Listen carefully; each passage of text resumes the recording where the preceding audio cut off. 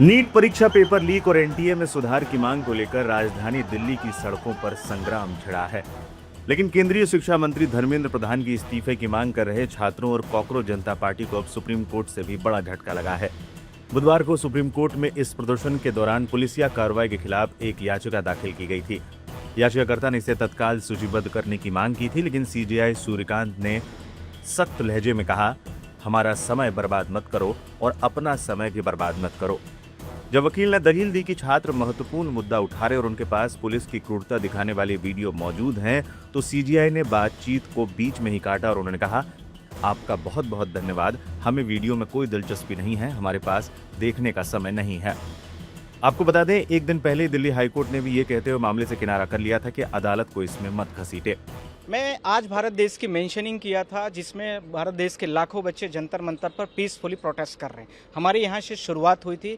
हमने honourable chief justice of India से request किया कि मेरा शॉर्ट ऑब्जर्वेशन की रिक्वायर्ड है लॉर्डशिप, और बच्चे पीसफुली तरीके से प्रोटेस्ट कर रहे हैं। पर सवाल यह उठता है कि जिस प्रकार से उस पीसफुली प्रोटेस्ट को दबाने के लिए विभिन्न प्रकार के जो पेपर लीक के मामले आज देश में चल रहे हैं, उसको प्रमोट करने के लिए जिस प्रकार से दिल्ली पुलिस ने बर्बरतापूर्ण बच्चों पर लाठीचार्ज किया है, जिस प्रकार से टीयर गैसेस छोड़ी गई है, जिस प्रकार से अनएथराइज तरीके से विदाउट यूनिफॉर्म, विदाउट बैच वाले बच्चों को वहां पर यूज करके और बच्चों के साथ में लाठीचार्ज जो कराया गया है, वो भारत देश के संविधान की पूरी तरीके से खिलाफ है। इसमें पुलिस का भी लॉ का वायलेशन है और साथ में सुप्रीम कोर्ट की जो गाइडलाइन है किसी भी प्रोटेस्ट को पीसफुली करने के लिए, उसका भी कंप्लीट तरीके से वायलेशन हो रहा है। साथ में मैंने यह भी कोशिश लॉर्डशिप को समझाने की कोशिश किया है कि लॉर्डशिप, यह जो लोकेशन जंतर मंतर की है, यह location identified by the Delhi police and central government of India, और उसी में सबके प्रोटेस्ट होते हैं और पीसफुली होते हैं।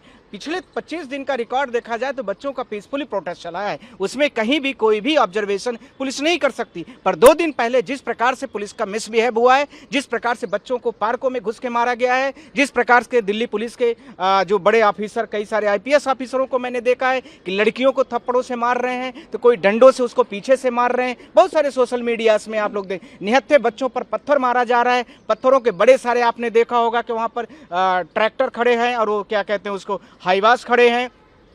तो इसमें शॉर्ट ऑब्जर्वेशन की जरूरत है, पर कोर्ट ने इस चीज से डिनाई किया है। आज ये बोला है कि अभी मैं इसको नहीं सुन पाऊंगा, और इसके साथ में मैंने बोला है कि लॉर्डशिप इसमें शॉर्ट ऑब्जर्वेशन दिया जाए। साथ में मैंने पेन ड्राइव के साथ में जितनी वीडियोस हैं सोशल मीडियाज में, जितनी पब्लिश्ड है मीडियाज में, उसको भी मैंने उसमें रखा हुआ है। अब हमारी प्रेयर क्या क्या है, हमने यह बोला है कि बच्चों के 3 बड़ी छोटी प्रेयर हैं। पहला कि एनटीए का जो एग्जामिनेशन अभी कंडक्ट करा रही है नीट का, वो फ्री और फेयर तरीके से नहीं हो रहा है, जो लॉर्डशिप भी जानते हैं। बहुत सारी पिटीशन उनके पोर्टल में पेंडिंग भी है। दूसरा, इसी के साथ में भारत सरकार से मैंने कोर्ट से यह भी मैंने रिक्वेस्ट किया कि एनटीए नामक जो एजेंसी है उसको डिसॉल्व कर दिया जाए। यही दूसरी उनकी रिक्वेस्ट है, और तो कुछ ज़्यादा वो मार नहीं रहे कि कुछ लंबा चौड़ा है। तो इसमें कोर्ट ने बोला कि हम इसको नहीं सुनेंगे और हमें अभी इसमें कोई इंटरेस्ट हम नहीं ले रहे हैं। साथ में मेरा सवाल आप लोगों के माध्यम से है कि हमने 4 चीज़ें जो अपने लेटर पिटीशन के माध्यम से बोला था कि बच्चों को फ्री और फेयर एग्जामिनेशन के लिए गवर्नमेंट जो है वो कहीं पर अकाउंटेंसी नहीं मेंटेन कर रही। दूसरा, इसके साथ में जो बच्चे अभी प्रोटेस्ट पीसफुली कर रहे हैं,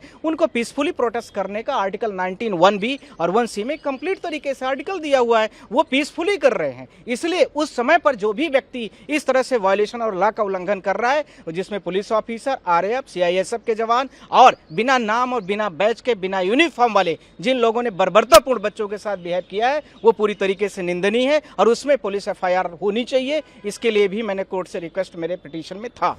फिर ये पूरा विवाद इतना क्यों गर्मा गया है? दरअसल कॉकरोच जनता पार्टी जून से ही जंतर मंतर पर धरना दे रही है। 20 जुलाई यानी सोमवार को उन्होंने संसद मार्च का ऐलान किया। भारी भीड़ के बीच पुलिस और प्रदर्शनकारियों में हिंसक झड़प हो गई। बवाल इतना बढ़ा कि राम मनोहर लोहिया अस्पताल के आपातकालीन विभाग में 186 घायलों को लाया गया। पुलिस के मुताबिक इस झड़प में उनके 118 जवान जख्मी हुए हैं। मामले की गंभीरता को देखते हुए अब तक 6 एफआईआर दर्ज भी हो चुकी है। इस हंगामे के बीच सोशल मीडिया पर दावों की जंग छिड़ गई है। सीजेपी के प्रवक्ता सौरभ दास ने आरोप लगाया कि पुलिस ने शांतिपूर्ण प्रदर्शनकारियों पर पैलेट गन का इस्तेमाल किया। कुछ अन्य लोगों ने रैपिड एक्शन फोर्स पर इलेक्ट्रॉनिक स्टेन गन चलाने का आरोप लगाया, लेकिन दिल्ली पुलिस ने इन सभी दावों को सिरे से खारिज कर दिया है। पुलिस ने इस पर पोस्ट कर दावा किया कि पैलेट गन और स्टेन गन के इस्तेमाल की खबरें पूरी तरह से झूठी और भ्रामक हैं। एक तरफ पेपर लीक से गुस्साए छात्र और सियासी दल आर पार की लड़ाई के मूड में है, तो दूसरी तरफ पुलिस इसे कानून व्यवस्था का मामला बता रही है। और अब देश की सबसे बड़ी अदालत ने भी साफ कर दिया है कि वो इस मामले पर तुरंत दखल देकर अपना समय नहीं गंवाना चाहती। मामले को लेकर अभी भी छात्र जंतर मंतर पर डटे हुए हैं और भीड़ लगातार बढ़ती जा रही है। मामले को लेकर संसद में भी जबरदस्त गतिरोध देखने को मिला है।